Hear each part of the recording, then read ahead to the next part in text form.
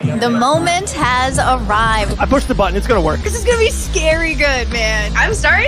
We're killing it. It's Maddie Levine with my good friend Dave Van Auken. Welcome to the Fight Banana Show. The ruthless one, Elle Dawson. Hey, guys. Our girl, Jillian, the Savage Robertson. What's up? How you guys doing? Welcome to the Fight Bananas Show. 1 to 2 p.m. Eastern, only on Fight Bananas. What's happening, fam? It's another Tuesday. Let's go. What's up, guys? This is the best I day love of the that week. intro. I love it. It's back. Yes, we got that new intro flying. We're ready to go. Welcome into the Fight Banana Show. Maddie Levine here. And as always, Dave Van Auken, Elle Dawson. This is going to be a good show, guys. We're going to be nice and busy for the whole hour. That's what we do. This is what we do. I feel like we're like a little jam-packed, but like I kind of like that. You know, we got a lot to get to. Might as well give a huge shout out to Dawson for helping with that little intro here. Woo. Yeah, very nice. Dawson's the man, dude. He was there live at UFC 297 in Toronto, Canada. Shout out to Dawson. And shout out to Dricus Du Plessis, the new UFC middleweight champion, Dave. which I did pick correctly. Just want to throw that out. Did you really? Oh, I did. Okay. Me and Elle went on a live on IG literally minutes before the prelims. And I was like, guys, I don't know why I totally flipped. I'm all in on Du Plessis. Like, he is going to win this fight. I just felt so good about it. And I'm sorry we went a minute and 56 seconds without mentioning Jillian, the Savage Robertson, winning via TKO, getting another stoppage, adding to our record for most stoppages, 9 in female history. So, you know, I mean, she's living up to her name, man. That girl is a freaking savage. I'm so glad she got performance of the night. We got so many things to talk about for UFC 297 before we look forward to things like UFC 300. More announcements have been out. I mean, it was the first pay-per-view of the year. Super exciting. We're going to have Dean Toole coming on today. He's got plenty to talk about for the Game Bred bare knuckle MMA stuff, and a big announcement coming from the Game Bred world today. They just announced it on their Instagram, but we'll save that. We'll let him say it later when he joins the show. And I'm really excited for kind of a quirky little guest we have coming on later. Hopefully it works out. He's at school, apparently, but he went mega viral for storming the stage at the UFC press conference. And he's going to join us today. He's going to join us. So this is going to be, it's going to be fun, man. Absolutely. And then we have another surprise guest. We haven't even mentioned it. I don't even want to say his or hers name. They're going to come on around 150. Another surprise guest. 3 guests. I love surprises. I love it. Well, let's hop right into it, guys, before Dean joins us at 115. UFC 297. Womp, womp. Okay. Just a couple womp womps. There was some bangers. I'm with you.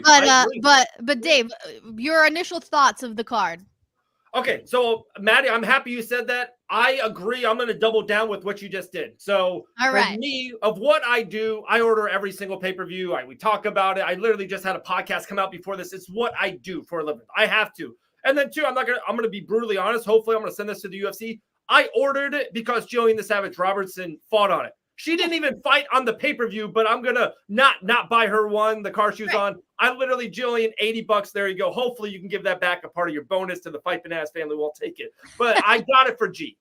But let's just be honest. I thought about this, and I'm so happy you said that, Maddie. I don't know when I was going to sneak this into the show today. I was thinking about the fight card, and sometimes the fight card is better than what you expect or not as good as you expect. But the pay-per-view, pay-per-view, I know it's not a lot of people think that way. It's pay-per-view. Those fights should not be on pay-per-view fights. Look at the rest of the 298, 299, and going to be on UFC 300. Dude, that co-main event we already talked about, that's insane as a co-main event on pay-per-view. I'm not even trying to be hard. It's the worst co-main event in the history of UFC pay-per-views. It's awful. I love me some Nick Watt. Rose versus Carla's up there too. That's up there as well. What's up? Oh, I said that's up there as well. Rose versus Carla, that's up there too. No, even that with being said, going into it though, Rose has such a name to herself. Rose is a big star. People weren't shitting on that fight going into it. Everyone was Right. shitting on this fight going into it. Sure. Right. Then third, Malott versus Magny. Dude, I love Mike Malott. Love Malott. And I was even saying it. Magny was not getting the respect, but that's not a major pay-per-view fight. Action Man Chris Curtis versus Mark is on it. And then the first fight, Mozart versus Arnold Allen is a good fight. It is, but like that should be a headliner for a prelim, or I don't know. It just needed more juice. It needed 2-3 more fights on the pay-per-view. It's pay-per-view. Like the fourth fight on next month is Marab versus Henry Cejudo. Like if that was the title, just say if Cejudo lost split decision to Sterling, if that was a championship fight, like that could actually even be a headliner for a pay-per-view. Like we've seen worse. Like it's wild that that card went into it was that bad. I'm just being honest. Yeah. Elle, do you agree or disagree? It certainly wasn't the most stacked pay-per-view. I do also understand why they do it this way, because I feel like your more casual fans are not necessarily buying every single pay-per-view. So when they have headliners like we have for 298 through 300, they want to stack those cards because they know that people will buy them if they're stacked. And then a main event, if we're being honest, nobody really expected Sean Strickland or DDP to be the champ at this point in time. And so I think with that being the main event, it made sense to add some pay-per-view worthy, but maybe not the most stellar fights to that card as well. Because if they spread out the best fights on all of those cards, your casual fans are still only going to buy 1 or 2 pay-per-views. They're not going to buy them all. And they would prefer to pay, as expensive as they're getting, they would prefer to pay for it when there's 6 amazing fights on the pay-per-view rather than 2 or 3. Yeah, that's a great point. Good That's point. a great point. But Good point. did anybody else's stream constantly glitch and pause? Mine was perfect. I saw your post. Oh, Mine was perfect. I don't know what the deal was, but come the main event, it kept pausing and buffering, and I was like, "What the fuck?" I will say, I fell asleep during the main event because it was so late. So yeah. I'm not sure how the stream was for that, but it was great up until then. I started dozing off. But Elle, that was such a good point too, because you got to remember that there are, fair weather fans that aren't going to tune into absolutely everything. For me, it just felt like this first fight card, first pay-per-view of the year, you would think that they would want to like start the year with a bang, like you'd think that they'd be like, all right, 2024, here we come. Fight card number 1. We're going to blow your socks off. I feel like they are just so focused on making UFC 300 so great that they kind of overlooked this one in a way. And I feel like they felt pressured to put so many Canadians on this card. There were so many Canadians on this card. Unfortunately, not many of them got the victory. It was just lackluster to me. And I just couldn't believe that co-main event. Like, I was just like, I wanted to claw my eyes out with like all of the silly mistakes that both of them were making. I was like, I cannot believe that this is a championship fight. It blew my mind. I was like, I don't disagree. And it's a tough spot to be in. And I genuinely, I feel like Raquel Pennington knew standing up there, like on the mic, like she knew I'm not the best bantamweight in the world right now. Mm-hmm. Like she had to know that. And that's why I keep saying, man, this is the time for Valentina Shevchenko to go up to 135. Right? This is her moment because she's big enough to deal with the physicality of those girls. And man, her skill level is, I think higher than a lot of them. So this is the time, girl. I love that idea. And I honestly love her next. I kind of like the idea of her being next. Yeah. She would I know Juliana Pena deserves it, but I don't think anybody wants her as champ. I don't think her fighting style is exciting. I don't think the skill level is there when you compare her to somebody who was as dominant as Nunes or even Valentina. And yeah, I think I agree with you. I think that's the smart play for the UFC to make if they want a savior for the women's bantamweight division right now. You need somebody to shake that division up, man. Like it is just stalemate.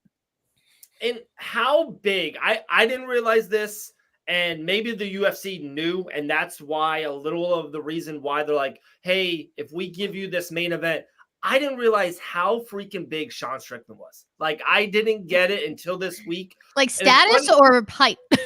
Oh, both. Like, Oh, both. his Okay. numbers are on through all socials. His Yeah. numbers are like I don't know if you guys saw it. They kept on putting what he did against Sean O'Malley, and everyone thinks Sean O'Malley is this crazy, huge, big superstar. And what Sean Strickland was like his embedded numbers and his interview numbers, his IG numbers. And I think the UFC knew is like, hey, we can put Sean Strickland here. We're good.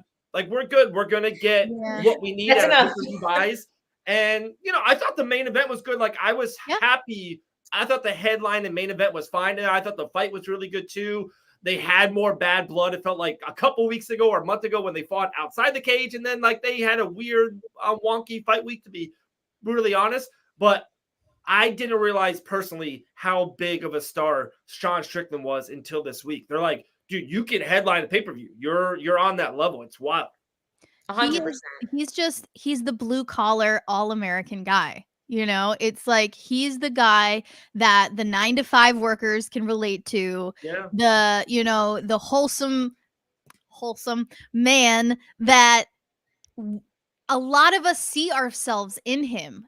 I understand that he's controversial. And whoa, man. What you do on your off time is what you do on your off time. Come on, I understand he's controversial. He says things that make you go, I'm sorry, what? But at the end of the day, he's so relatable in so many ways. He's real. You always know what you're going to get from him. And he's true to his word. I mean, at the press conference, he's like, I'm going to war for you guys. Like, he understands it's for the fans just as much as it is for the fighters. And like, he did get bloody. He did go to war. So it's like, yeah, I'm truly not that surprised that his, analytics are popping. No, he's a super likable guy. I agree. My kind of takeaway from the pay-per-view was, why is Dana White hating on Movsar so much? I wanted your opinion on this because I didn't think that fight was boring. I thought it was a fun fight. Like, it wasn't a banger, but it was a good, solid technical fight, right? I'm so happy you said that. Another point I wanted to come across, and Dean, I think, is going to join us in 2 minutes. I've been talking to him. I think he's coming on in 2 minutes.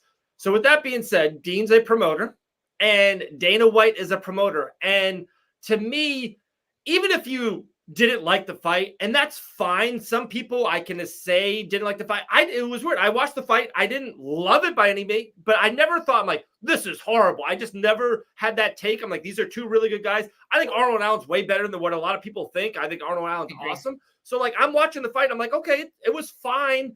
Like, to me, Dana White as a promoter shouldn't shit and say it was that bad. Like, you're almost like, you're lowering Mosarv's next fight, whatever that can be. Right. And then what I was getting at, and I know Dana White has so much not continuity. He has so much built up equity. He can almost say and do whatever he wants. But to me, as a fan or what we're doing here, I don't think he should come out right away and say, hey, I had Sean Strickland win in the main event. I think that's so bad for Dricus moving forward. To me, if you're you're the boss of the company and you're saying, hey, you thought Sean Strickland won, like, you should just go right back. It should be Sean Strickland versus Dricus, UFC 300. Like, that's what it should. If you move Dricus to Izzy or Dricus to Chimaev or Dricus to anyone, it's like, dude, the boss, the promoter doesn't think he's the champion. Like, why should we? Like, it's weird. I love Dana. I love, the non-leash comment's great. I love he's aggressive and attacks. Dude, like, if I had one interview, anyone in the business, it wouldn't be Connor. It would be Dana. Like, absolutely. I have so much love and respect for that man. But, like, after the fight, you shouldn't go and say, like, you should be like, hey, it was very close. It was a split decision. Yeah. I don't know. Like, let's run it back. Like, he should not shit on the winner. Like, that's my point. It's like shitting on your teammate. Like, you don't do that. It's a bad look. It devalues your whole gym. It devalues your whole promotion to devalue your champion. And I think it does the same thing to Movsar. We very well could see Movsar with a belt around his waist in the next year. Like, that is a very realistic possibility. And so, like, if you constantly are devaluing somebody who is winning, it just, I agree. It just looks bad. Yeah. I mean, I enjoy his candid behavior for the most part, but I would appreciate a little more tact. Yeah, or just a little more what's the word? Professionalism. You Yeah, know, like going on like the teammate thing, Elle. That's so true, but even worse, it's like a company owner talking about his employees, shitting on his employees. Like that's even worse, you know? When I go to Like, Target machine or crap. Like when I go to Target with the family, like I try not to lie, just brutally lie to my kids, but I say some shit that's like not like I can mold some things and they're gonna say, hey, can we get this Lego? I'll be like, maybe later, son. Maybe we will, but not today, but white lies. later. White lies. Yeah. Exactly. Talking about a promoter, talking about a head honcho, talking about a boss. There's not many in this world better than this man, the one and only, a dear friend of mine, the CEO of Game Bred Bare Knuckle MMA with the huge show in Orlando, Florida. Dean Toole, welcome to the show, brother. What's up, everybody? Don't look so excited to be here, man. I had a bunch of technical difficulties I just had to go through. So I like your background, though. Mine or great background. Mine or Dave's, because Dave's is pretty cool, and Elle's. Yeah, those are a bunch of experiences, but yours is like mine's a vibe. Intimate. Mine's a vibe. Yes, I love it. Where are you right now, Dean Toole? I'm in Las Vegas. Oh, I'm jelly. I heard it's like underwater. Is that true? I saw it's rained for flooding. 3 days straight. In the desert? Like some crazy flooding. And I guess it's rained like 3 times in the last 5 years or something. It's rained like the last 3 days. Excellent. Gotta love it. Some good food? Yes. What's your favorite spot in Vegas? For what? For food or for like for food, yeah, for food. Damn. There's so many. I literally have like a million places to eat. Depends what you're trying to eat. What type of food? Like sushi. Best sushi spot. I ate a place the other night. It was the #1 omakase place. It was called Kame. And we ate like an actual whole crab. Ooh, I'm about that. But it was like a hermit crab. Like the ones that run around on the sand, the little small ones. They just literally let you play with it in your hand and then you eat it right after. Oh, okay. Yeah, different than what you're thinking. Did you get emotionally attached to the crab? I don't get emotionally attached to anything. All right, enough about the crabs because you have plenty to talk about with Game Bred. Yes. You just had a killer announcement. Congratulations on the addition of Brendan Schaub. How'd that all go down? Tell us a little more about it. We actually were working on it for a little bit. I'm very good friends with Brendan's manager, Lex McMahon, the owner of Titan FC.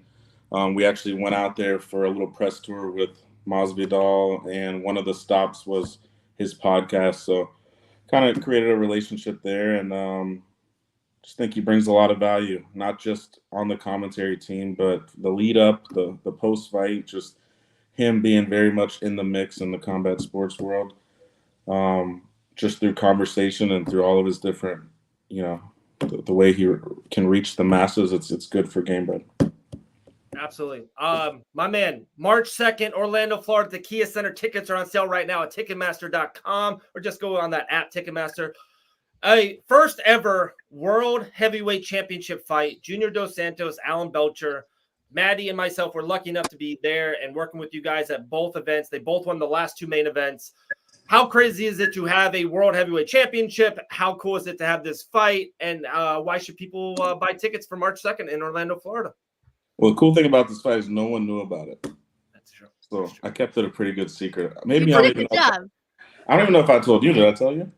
Maybe on that one you did not. We talked about other main events, and you talked about other co-main events, and some things. Yeah, that was like the first one. Like no one in my office, no one on earth knew that I was making that fight. So I feel like I just dropped it and shocked a lot of people. But yeah, no, we're super excited. Both of those guys come to bang. Alan Belcher's been a good friend of mine for several years. I remember like trying to convince him to come back to MMA literally for probably the past 10 years. I don't even know how long he's been out of it. And then, like explaining him to go into boxing and a bunch of different things. Then he started fighting for BKFC, became the heavyweight world champion. Still the whole time, this guy used to be like a world level jiu-jitsu player. You know, he was like, I remember ordering his pay-per-views in huge jiu-jitsu matches in Brazil. Like, he was legit. And if you watch this fight with like Palaharis, he almost submitted him, I think, with a what was it? Twister, maybe? I don't remember.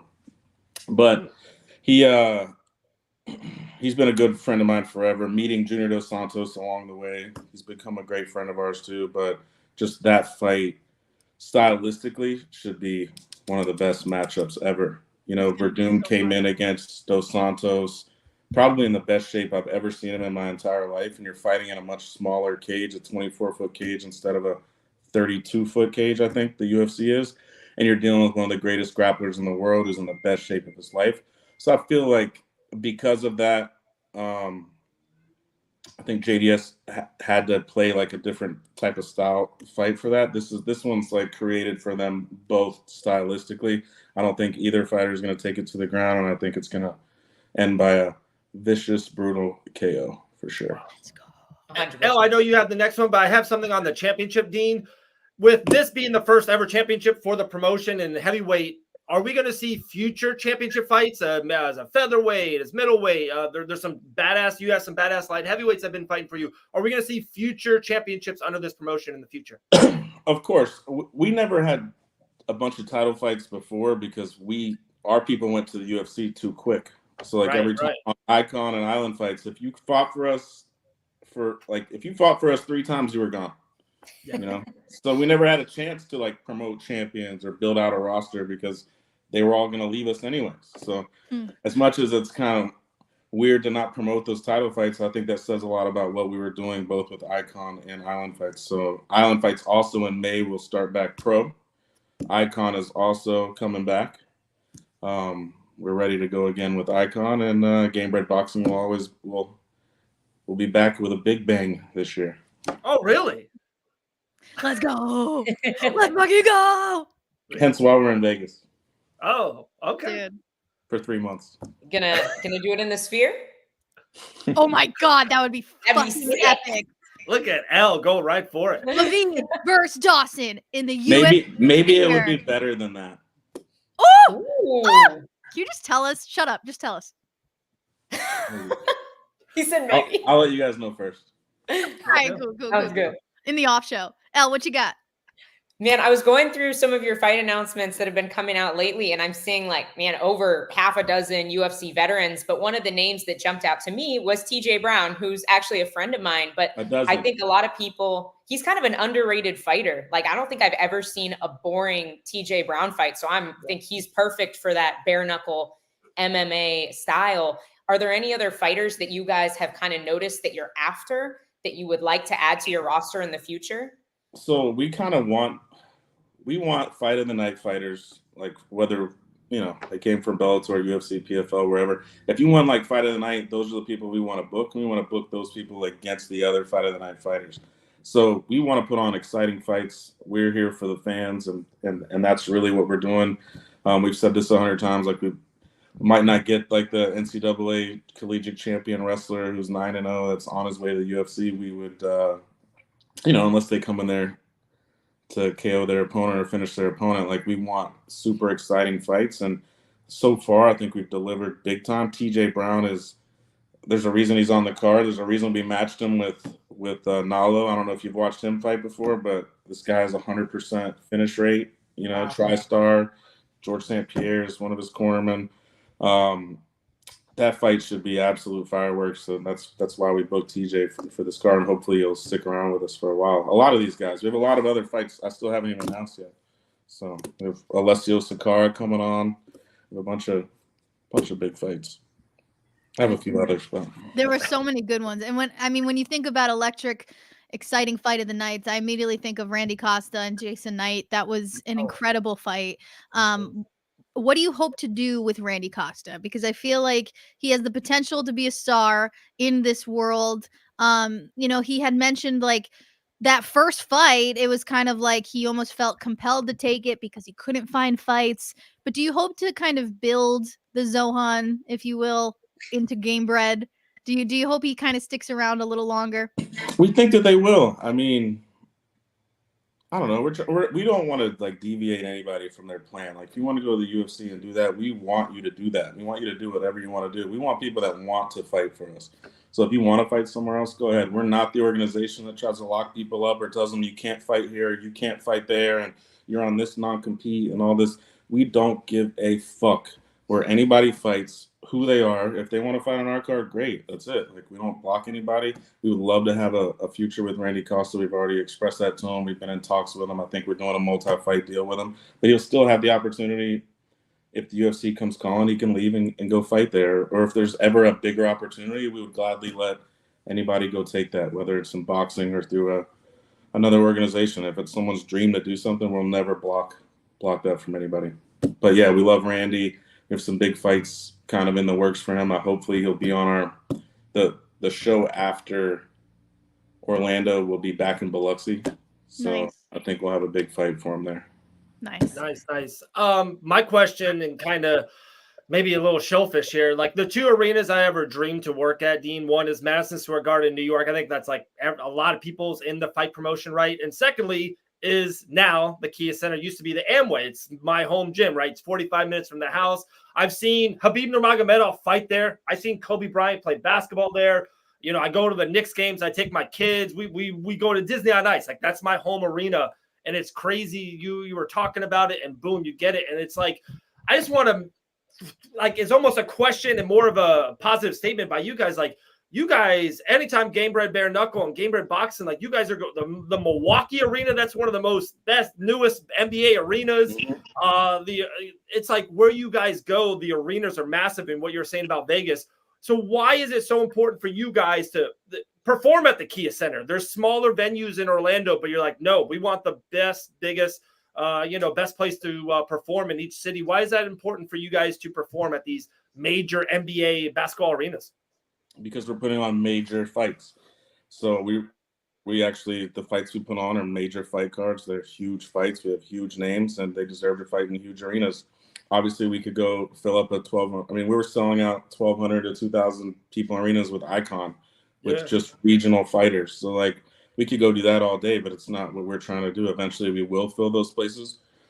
And we have a great relationship with ASM also. And ASM, they are they manage all of the major properties from T-Mobile Arena, Allegiant, the Kasaya Center, Pensacola Bay Center, all these different places. So we have like a rep that shops different places for us all around the country. And we've actually been trying, we've been trying to go to Orlando for years.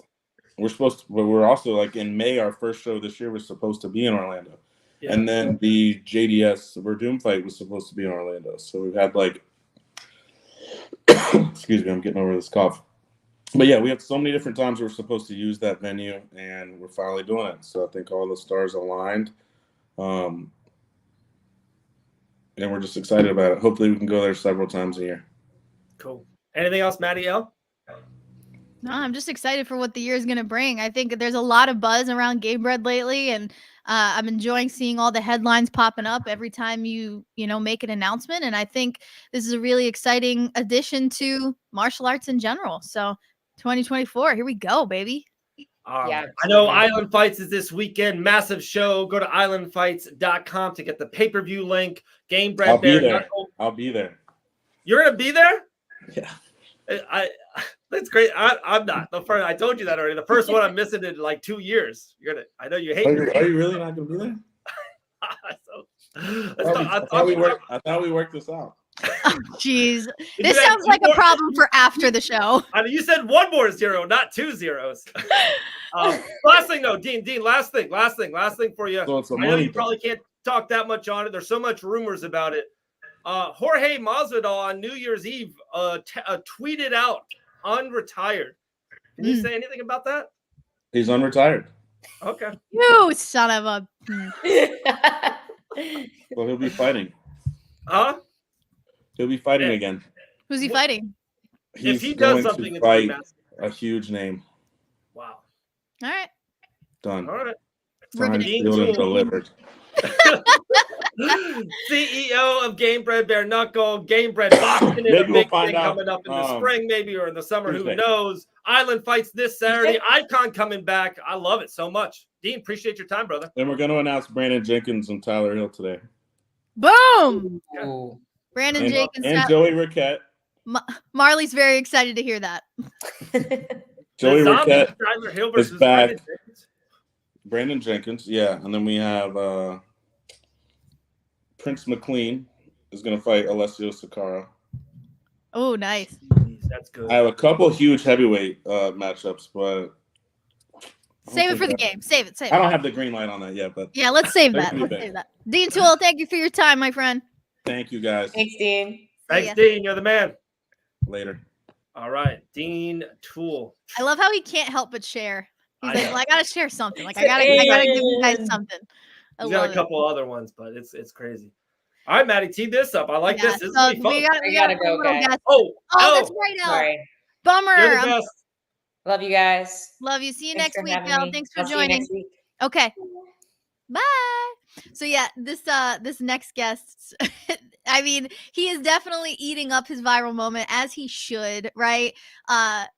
Everybody watching the UFC press conference was talking about the kid that rushed the stage at the UFC press conference with Strickland and Duplessis. We tracked this kid down, more like he slid into my comment section and I asked him to join. But Zayd is joining the show. I like it. Hey, I like guys. it. What's going on, Zayd? I'm good. How about you guys? We're doing good. I'm so glad. So here's what happened, Dave. Zayd found our little video of the recap. I think I had mentioned, Zayd, your moment, right? Yeah. Rushing the stage. Zayd goes, that was me. It's like, you have to come on the show, man. You have to. Zayd, where are you joining us from? Joining from Mississauga. Where's that? So how far is that from Toronto? Maybe 30-minute drive or so. Oh, so that's Canada. Okay. I'm like, Yeah, I don't know where that is.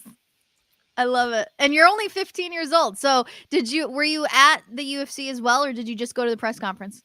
Unfortunately, I couldn't go to the actual fight, but I was at the press conference because I heard it was free. All right. So press conference. Just walk me through the level of balls that you had to get to be like, I'm going to rush the stage. Like, just walk us through this moment. So I've been watching Sean Strickland for a while now, and like because the UFC never comes to Toronto, I'm like, when am I ever gonna get the chance to do something like this? And I saw how little security there was, so I'm like, the guy next to me, I met them in the lineup, and I'm like, hey man, I might as well just do this. And he's encouraging me. He's like, hell yeah, let's do this. Wait, so who encouraged you to do it? So some of the guys I met in the lineup that were all around me, we were just talking about it for a second. Yeah. So you didn't go there with a plan. It was literally kind of like heat of the moment. Literally just there, and I'm like, why not, guys? Let's do this. Now I saw a video of you. I want to say you were talking to like an older woman. Yeah. So there was like an older woman that was the security for the lower level, right? Is that what it was? And you just kind of were like, skirt. Okay, so us, the viewers at home, we see you get carted off the stage, but what happens after that? Yeah. So what happened is that the guys that brought me down, I think it was Dreykus' security guards, because I could tell like a South African accent, and they wanted to permanently ban me. They wanted to put everything on me. And the two officers there, I mean, they were great. They like honestly let me go. No, just I had to call my dad and say what I did, right? My goodness. So did you get like officially in trouble like whatsoever? Absolutely not. They just literally escorted me out. Oh my God. I hope this doesn't encourage others to do this, because the fact that nothing really happened. Were you, Zayd, were you worried at all 1% that with you, like, because from like we're watching the press conference and like you come out of nowhere, you come right for Sean Strickland. Sean Strickland's one of the most dangerous people on this planet. For what, he could have had a gun, a shank. You don't know what this man has. Like, were you all worried of what could have happened? I honestly didn't think of that until I rewatched the clip and I saw Sean's face, and I'm like, yo, this could have went south, you know? This could have went bad really quickly. Because you're so right. There was a split second where Sean was like, what who's this guy? Yeah. Did you have him sign something? Or No, were you trying to? I I didn't really have a plan. I just ran. Oh, I just wanted to go up there and just meet the guy. So I went yeah. up and I just stuck my hand out and I'm like, Sean, you're the like, let's fucking go, champ. Let's go, champ. Now, if I'm not mistaken, he shared it online, right? Yeah, he posted it on his So, I account. mean, what was that like? I mean, that was great. I reposted it. I went in the comments trying to like finesse my way into a free ticket, but no luck. What were the kids at school saying? Oh yeah, everyone has the video. They're just saying that's like such a badass thing to do, and they're like, "Yo, you're a legend," whatever. Yeah. Do you train MMA at all, or are you just a fan? No, I actually do train MMA. That in the local gym. I do jujitsu and Muay Thai. Okay. What's the So gym? Give it a you're shout gonna out. fight Drickus, So dude. guys, shout out Mafia Gym in Mississauga. Great Muay Thai program. The place is amazing. Anyone Awesome. interested?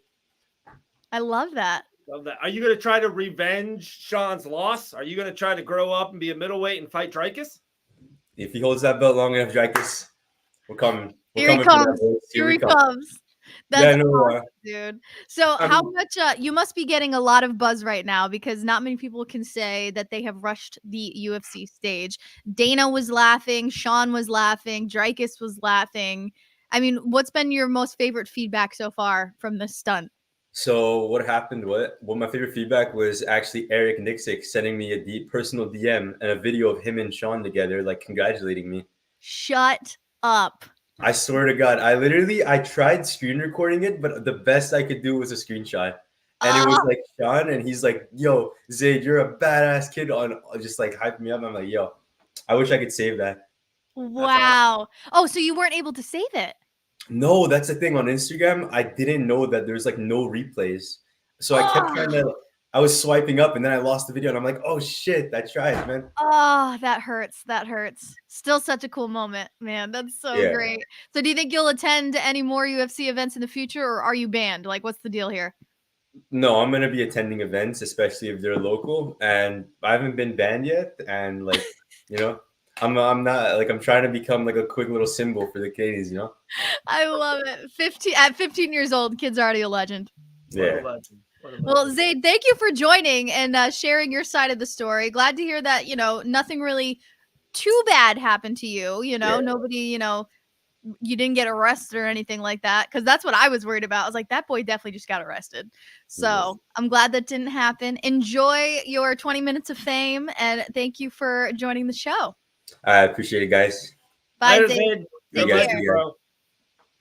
That's awesome. That's What so a great. cool kid. What an absolute G. 15 years old. I remember being 15 years old and having no cares in the world. Do you remember that, Dave?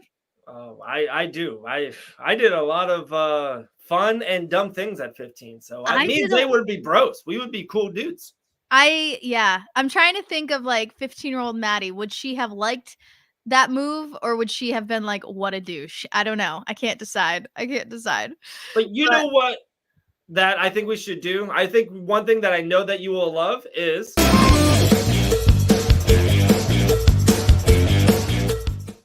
it's time to look at some headlines, man. dude, how We cool gotta- is that? I How love cool it. is that? We have like intros to intros. I know whoever made that is like super talented. Dude, are we going to I be don't on Netflix soon? Netflix in I don't know. 2025? What the fuck? That'd be Jeez. cool. Dwayne Johnson, The Rock. We got to kick it off with him. Named to the UFC WWE Groups Board, TKO Group. So Now, let me kind of walk through what this means. It basically means that he is now a board member of the TKO Group. Mhm. But even more importantly, which I think is, very cool, he finally has full ownership rights of the name The Rock. It is Yeah. finally his, rightfully awesome. so. Before this deal, it was formerly owned by the WWE, all the Yep. trademarks and copyrights, whatever. Now it is finally in the right hands of Dwayne The Rock Johnson. He also has a new licensing agreement with the WWE. And did you hear that he's actually going to be in a movie? Did you hear this part? He's Rock. in a lot of movies. I know, but this is like a UFC movie. So he's going to star as Oh, the yes, MMA yes. I did hear that. I did. Yep. Yeah, Yep. so he's going to be the star as an MMA legend and UFC vet Mark Kerr in Yeah. an upcoming movie. I mean, that's cool, man. Dude, so cool. And the Rock thing is probably one of the most underrated cool things about it because I've been following all his movies career and there's so much that he had to go by Dwayne Johnson. And like, I know that's his name. And I know he, in a weird way, he like the name Dwayne Johnson is to like my kids. A lot of people think of him as Dwayne Johnson, but like for me, who grew up during that era, he's The Rock. Like that's his name. Yeah. I know it sounds crazy, and I think he might go back to that a little bit because now he has that trademark. Like it's his. Yeah. And so like when he does guest appearances or he's on Pat McAfee show, they could say the Rock is on the show. Right. So like he can like, cool. I mean, I'm seeing merch coming out. Oh, I'm seeing like songs. I don't even know, man, but I'm totally here for it. So when it comes to his role for the UFC and the WWE, you might be thinking to yourself, he has nothing to do with the UFC. But if you peel back the layers a little bit, I think it does make a lot of sense because he's so well-spoken. He's an entrepreneur. He's a promoter. He's an actor. Like he is just this guy that exudes confidence and gets eyeballs. So he's going to be a key component to globally expand the brand. As if the UFC needs any help with that. But he's just unstoppable. I mean, The Rock for president, please. I would vote for him. Amazing business, person, like a partner, like anything. If anything I ever did got as big as, oh, you can bring The Rock in, like it's a yes. Like it's just a yes right away. You just want people like that, a part of your circle, a part of your team, a part of your business plan going forward. So I think it's awesome. I think it's great. The TKO group is like, they are this. It is insane out. Like I said to you, and I know it's not MMA and UFC news, but the WWE, a part of the UK, part of the TKO group, signed a brand new deal. Their show on Monday nights have been going on the most consecutive weekly episodic show ever. Is now going to be streamed on Netflix next year. They're not going to be on USA. They're not going to be on a total cable network. They're going to be on Netflix. The deal that could be 5 years, 10 years, or 20 years. But if it goes 10 years, it's worth over $5 billion. Like The Rock is a part of that now. It's insane. Apparently, I'm totally ignorant because I truly did not think that the WWE was that big still. Oh, it's actually back right now. Like it's like popular. It had some lean years, and for one, John Cena, John Cena is a big, massive star, and he's crossed over. And they had some lean and some off years. They're like back right up. I know Dean knows this. The reason why I won't be commentating Island fights, Santa Claus brought tickets for my son and me to go see the Royal Rumble. It's a really big show in January. It's before WrestleMania, and it's on Saturday in Tampa. It's the big baseball field. We're going. We're going to be there live to go see it. It's back. It's popular. Like dude, my sons like it. Hot take. I don't get it. I don't understand. Hey, do you remember that HBO show? They had the dragons in it. Oh, that one HBO show? Yeah, totally. Popular. House of Dragons? Did you see that? No. No? Like no. What's one of your favorite shows? The Sopranos. Sopranos. Okay, that's awesome. Yeah.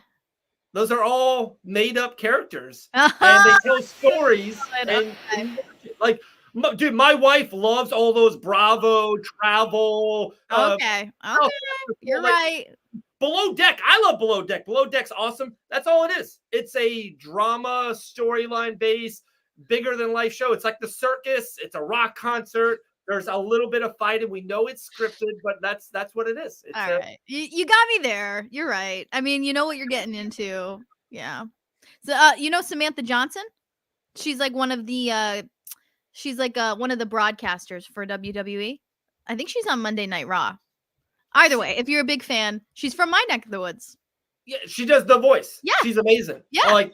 Amazing. Yeah, she's from my neck of the woods. Can I try that? Ladies, get yourself a man that just delivers you iced coffee. Wow. In the middle of a podcast, dude, that man is everything. I can't wait to see you guys back in March. Can't wait. I know. Orlando, baby. I'm so excited. Yeah. Hopefully Ross can join. I believe he is. But Gabe Run's going to be so legit. I'm so excited. Awesome. I'm so excited. All right, go back another headline for me. What else you got for me? Is Amanda Nunes returning? Is she returning? So she attended UFC 297. She had front row seat.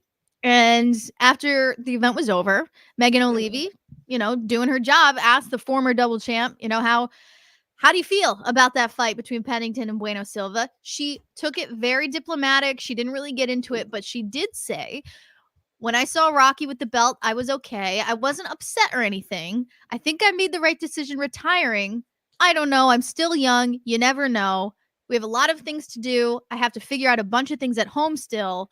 What are we going to do? And we'll see what happens. That's wild. So That's wild. I think that is I think that is a typical retired fighter that never truly wants to close the door, but knows that they should be closing the door. I don't think she's coming back. Probably not. I wouldn't. I would lean 75% no, 25% yes. But I will say this. If one, we just mentioned it, how the UFC and WWE merged together, they have more money than they have ever had in their existence. They got so much freaking money. They are doing so many great things. UFC 300's around the corner. It just seems like everything the UFC touches turns to gold. They're starting to go to Saudi Arabia and Dubai. They're starting to all these big money spots. They're starting to travel more. Where they travel more, they make more money, bigger arenas. Like, just to be honest, their gate was around $11 million. So instead of being at the Apex making zero or, 10,000 on those VIP tickets, like, you can go to a huge arena and make 10, 8, $6 million on a fight night and all this stuff, especially in different markets. My point is, there could be a lot of money. Maybe Amanda's like a one-off. Here's $5 million for one fight. Maybe if it's Pena who wins the championship back and she does her thing. And then there's just two names. I'm just going to throw it out there. We're speculating. One is Cyborg. I know they fought in the past before, but I've been watching Cyborg. It's weird that she's not a part of that big epic show, PFL versus Bellator, happened on the 24th of February. By the way, I will be down there in South Florida tomorrow for the press conference, that major press conference. I will be there. It's weird, and I've seen Cyborg on social media. She's not happy with PFL/Bellator, so she could be out there. Of course, you never know about Kayla Harrison. And then the third one I was getting at, and I know Dana White said no about it, but you never know if Ronda Rousey wants to come back for one more a year from now, 2 years from now. No and way. It just makes sense to try to challenge Amanda. You just never know. So I would say 75% no, but I think they got so much money and they just said, hey, we need a main event for this spot. Amanda, you're the greatest female fighter of all time. Come back. Here's $5 million. I think it was just a matter of Amanda got a front row seat to a very boring co-main event in her weight class, and she was salivating at the mouth, thinking I would smoke either of these girls. And I think it probably just excited her. But in the grand scheme of things, do you really want to jump back into a fight camp and, leave the normal life that you have been living since retirement? I don't think she's going to do it. I loved your point about the WWE. I think she would be fantastic in something like Monday Night Raw or something like that. We saw Ronda Rousey do it. I think Amanda Nunes is perfect for that. Granted, I feel like she would hurt somebody by accident, but they do get hurt. They get hurt a lot. I dig that idea for sure. By the way, our third guest, our surprise guest, is coming on maybe around 4 minutes away. So we have a surprise third guest. Should I give a hint at all or no? Should I keep it totally secret? Let's just keep it secret. All right. I'm not good at that. So what's the deal with the PFL coming up? I know you said you had the press conference coming up tomorrow. Yeah, so tomorrow down there, South Florida, it's at the Hard Rock, which is awesome. So I might do a little bit of gambling before or after. You never know. But it's the champs versus champs. It really is. We go back and forth with our love maybe sometimes for PFL and how they promote. But that card, at least on the 24th of February in Saudi Arabia, is probably the best, if not probably. It is the best card they've ever put on. The PFL versus the Bellator champs, other fights against it, like Clay Collin versus AJ McKee is just absolutely amazing.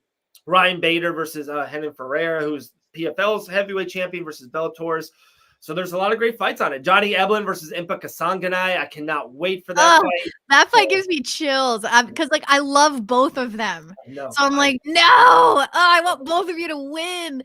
Yeah. I've known Impa longer. I got probably a better, honestly, like a friendship. Me and Impa see each other. We'll say what's up and hug each other. But with Johnny Eblen are as good friends with the Dawsons, and we love the Dawsons here in Fight Bananas. So that's been happening. And Johnny Eblen and Dean Toole are good friends. So It's why Ipika Sanganai, I hate to say this, got his big break, his big start with Dean Toole fighting for island fights on UFC Fight Pass, and that's how he got onto the Contender. So it's pretty wild that I didn't know that.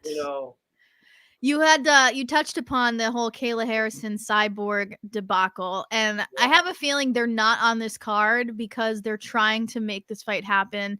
I think behind the scenes they're probably dealing with contract stuff and money stuff, and they just couldn't get it done for this card. Because the fact that they're not on this card is bonkers to me. Yeah, because that is the one fight that all MMA fans, regardless of if you're just UFC, if you just watch the UFC, you still know about Kayla Harrison. And you know that they have been wanting to have this fight forever. So the fact that they didn't pull it off, I mean, it's got to be a money issue, right? For sure. There's a lot of stuff behind the scenes. This fight card came quickly too. Maybe, let's be honest, maybe Kayla or Cyborg maybe couldn't make the weight. Let's throw that out there. That could be a thing. And I'm 98% agreeing with you, but the one devil's advocate I could say or would say, maybe they know that that fight is so massive that this card is so good, and it is great. It's the best card they ever put on without it. So maybe they know they have this, and then in the fall or late summer, they're going to come back and give us Kayla versus Cyborg. God forbid if they ever have Francis or Jake Paul. I love that. And even Cyborg mentioned that. They're like, why do you promote Jake Paul and Francis Ngannou so much? And they've never fought. They don't even freaking fight for you. Yeah. Some of the damn fighters. Facts. But going honestly, stemming from a point that Elle made earlier about, like having too much of a stacked card, you want to spread it out. Maybe they're just looking to spread out the talent a little more. Yeah. Like they need to make this splash. This is their first cross promotion fight card. They need to make that splash. But what about the rest of the calendar? They need to save a little bit for the rest of the year. So maybe that's what's going on. Maybe we'll see. We have to see this fight. We've been talking about it for so long, and we're all just sitting here waiting. So ridiculous. I got two things for you. One, we can play the game. Guess the. Oh, never mind. Our third guest is just game. Oh, I'm so excited she's here. You just spoiled it with the she. They're here. Sorry. You know it's a she. Sorry. So our surprise third guest got a win at UFC 297. Not even just a win. She got a stoppage win. She continues our record for most stoppages, 9 in the female division. She got a $50,000 bonus. So next time I see her, drinks is on her. First one and only, Jillian the Savage Robertson. Woo! Congratulations! Thank you. Look at you. What's up, G? Beautiful as ever. I am a little bit. Literally, so the last 3 days, I've had nothing. Today, it just got black out of nowhere, and I think it's because I went to the airport. Yeah. Yeah, the flight and all that stuff. Yeah, the flight back home is usually not fun. Yeah. But how you feeling, man? Never. You must be on cloud 9. Oh, yeah, I'm feeling great. Obviously, I had a fun weekend. Had a good weekend. Can you divulge in how you celebrated at all? How did you celebrate? We actually didn't do too much, honestly. We had big plans. We were going to go ice skating. Then we went outside and we smoked a joint. We were like, you guys just want to go get some pizza? So, that's classic. That's it. Classic. That was about it. Yeah. So we went, we got some pizza. The next day, me and my boyfriend went to the falls, and I just visited some family for a couple days, then finally got back home to Miami today. Amazing. Dude, incredible. G, was that fight as perfect as possible? Is that like everything you ever want or dream of? I know, I mentioned the first round, you literally on this show for 2 months, you're like, Dave, I feel the second. I'm like, dude, I think you can get her in the first. You almost did 2-3 times. Couple submissions. I don't know if you watched it back once or twice. DC's yelling oh, it's it. G's got it locked in. But did that fight go absolutely pinpoint perfect as how you wanted to go? Oh yeah, I knew exactly how it was gonna go just by how prepared I was. I felt like in a moment like this, it's just I put so much into it. I was just so ready for this fight. It couldn't have gone any other way. So yeah, I feel like it did go pretty picture perfect this weekend. What did you think in the first round? Were you like, holy shit, I thought I had one of those submissions in, I was surprised by it, or did you never feel like you had it 100% locked? I guess a little bit of the middle on some of them. I was definitely pushing for the submission, but also not trying to force it. So with the head and arm choke, I could hear her like choking for a second there. Like I thought that could was hear it. her. Yeah, it was definitely very close, Mhm. but I wasn't like, she bridged a little bit. I lost position. I wasn't going to force it. So I just moved back to mount. And then again with the arm bar too, I thought that one was close too. And that's why I was like, I don't care if she slams me. I'm like, I feel like I got this. Yeah. I'm like, I was trying hard for that one too. But those were the only two that I felt like, oh, they were pretty close. And like she was able to fight her way out of them. But the other, I know I got close to a rear naked choke and close to a Kimura that weren't as deep as those two. Yeah, Right. but it shows your fight IQ to be like, all right, I'm just gonna move on. I'll get the next one. I'll keep rolling, you know. I was watching it with a whole bunch of friends, and after the first round, the majority of people in the room were like, this girl's not even sweating. Like, she doesn't even look tired. She's like totally chilling. I'm like, yeah, you know. So what would you say is like your, I don't want to call it a secret weapon, but what would you say is your weapon to having such an amazing gas tank? I think what we were just talking about right before this, it's not necessarily my gas tank. It's the fact that I'm not forcing anything to happen. Right. So it's like people get gassed when they're trying to force something to happen. If you're sitting there squeezing on a choke that isn't there for 10 minutes, then your arms are going to get gassed on it. Right. So I was just trying not to force anything, just give take what she gives me in the situation, try to use the right move for the right situation, and just try to make smart decisions. I feel like that is the biggest thing in not gassing yourself out, is just making smart decisions. Yeah. I texted you this, but then the show started, and I don't know if you know this or saw this, or you're maybe on cloud 9 about this. Did you see you are officially in the UFC rankings? You are number 15 right now. Oh yeah, definitely hyped about that, but it's just the beginning. I'm like, Yes. we need to get higher numbers there. That a girl. Oh, that must feel so good though. You're such a rock star. You're already like, no, I need to keep climbing. But having this moment, I mean, that must feel great. It definitely feels good. I guess it feels good that I'm finally getting a little bit like recognition. You know, Dana's noticing me enough to give me the 50K. Like, I feel like I'm finally being noticed for the work that I've been putting in the last 7 years. Yeah. Did you have any moments with Dana? Did you hear like what he thought of your performance or anything like that? No, I didn't get a chance to see him after the fight. I feel like they're typically pretty quick with us out of the arena. So it's like we go from the cage to the doctor to the interviews, then back out to the hotel. So don't really have too much time to see many people backstage. Did you see the main event or the rest of the card? I saw a couple fights on the prelims, but I didn't get to watch the rest of the card. We couldn't get it to pull up in Canada for some reason. Oh no. That's so funny. Probably like your phone's from like South Florida. They're like they're trying to steal the link from Canada. That's probably something. I don't know. Crazy. Yeah, I don't know. It was something like, because I bought it through ESPN and then tried to open it up on my app, and it said because I wasn't in I'm assuming because I wasn't in America, I couldn't open it. Oh, crazy. So that means your bonus was only $49,920 then. Yeah, exactly. Yeah, basically. They stole $80 from it.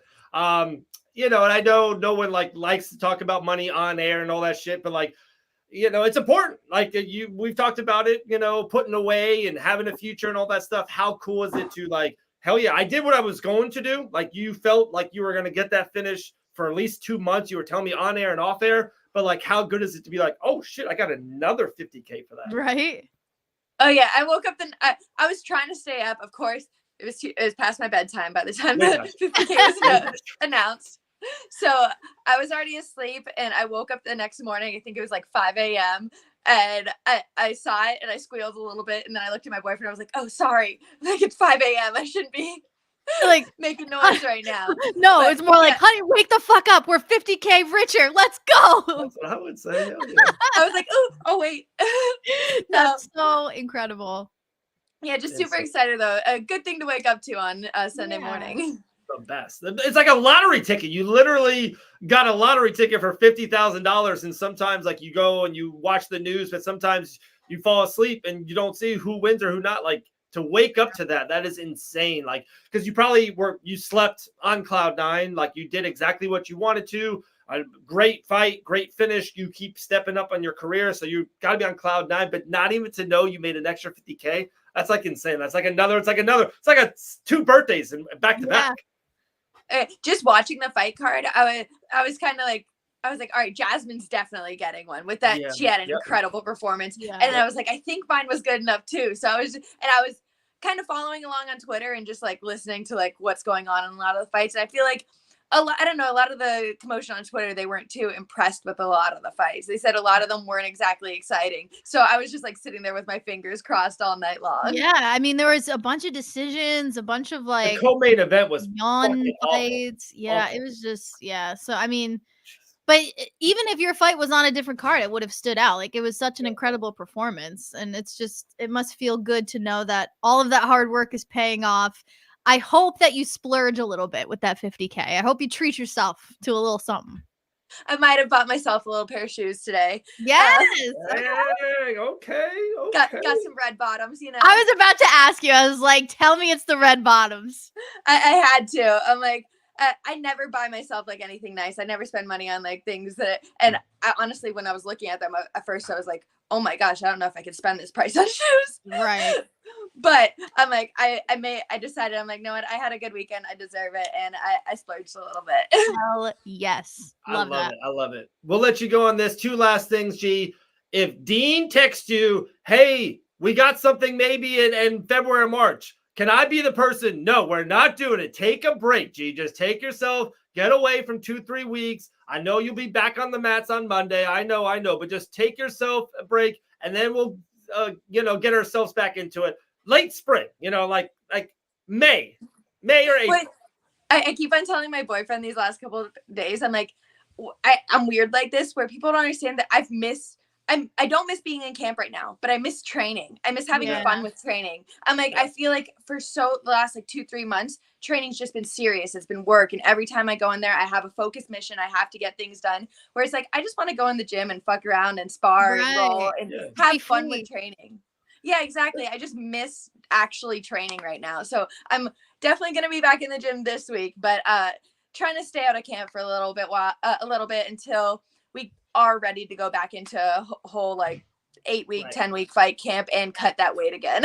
Yeah. With you being 15, like, is there a name, do you think, and maybe you haven't even looked at it at all, and you probably should, I probably should have done this before you coming on. Is there like someone you're like, oh, Dave, she's 12. We haven't fought yet. Whatever. Is there a name or two in that area that you are looking at already?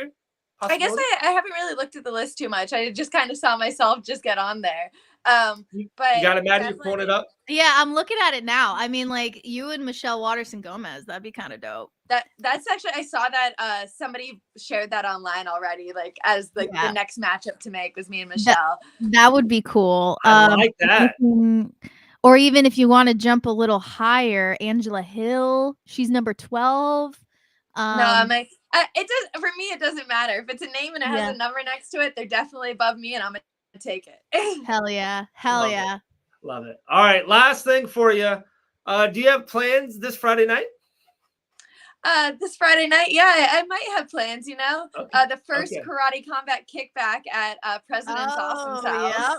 Yes, absolutely. And I'm going to ask you for a favor, and I'm going to even ask it on air. I should do it off air, but this is who we are, G. Can you bring an extra pen, maybe, that you can get through the grapevine, maybe, to sign autographs, another pen. Yeah, and you sign autographs. Exactly. Cool. And I'm like, side note on that, I'm like, Canada's cannabis creations are absolutely insane from what I've seen. Really? Give us a scoop. What's up? Just because it's recreational. I'm like, I feel like anywhere recreational, it's different. Like here in Florida, we only have medical. So I'm like, they just have all the crazy drinks, all the crazy candies, everything. I'm like, so I've been having fun the last couple days. Nice. Okay, yeah, because it's recreational in Massachusetts now. So it's like, once you have that on the card, it's like, okay, I'm not going anywhere right now. Exactly. Got all the fun Rice stuff. Krispie treat with the Sour Patch Kids on top. It gets wild. Wild quick. Oh yeah, you know stoners are making that shit. Like nobody else would come up with that. Like, of course. Very true. I love it. Well, G, appreciate you coming back. I literally just saw you just got back into Florida, and it was so nice of you to hit us up. It was a really cool packed show. But anytime, that, like, you are a part of this and what we're doing in the future. So we're so pumped. I can't wait. I will see you Friday night in person. I love it. It's gonna be awesome. Kickback karate combat, and dude, congratulations, G. You know how much we love you here at Fight Bananas. Big win, stoppage win, rankings, in Canada. Like, dude, perfect. ESPN's, replaying your win. Like, everything was absolutely perfect. Probably one of all wrapped up, maybe the best win or the best performance of your whole entire career. Hot take. Yeah, I think it can. I think it can be like solidified is that I'm like honestly my two best have been the two in Canada. There's just no feeling like that crowd, that energy in there, and it was a perfect weekend to add the bonus on top of it. I appreciate getting our record to 9 now. I really do appreciate it. Oh, shut up, Dave. We're one away. 10. One behind Amanda. Yeah, Amanda. Amanda is at 10. That's it. So love it. G, I'll see you Friday night. Maddie, I'll see you next week here. And appreciate everyone from watching, listening. You guys can download this on any podcast platform. It'll be up in 30 minutes after I hit a couple buttons. G, appreciate it. We'll see you soon. I'll see you. Later.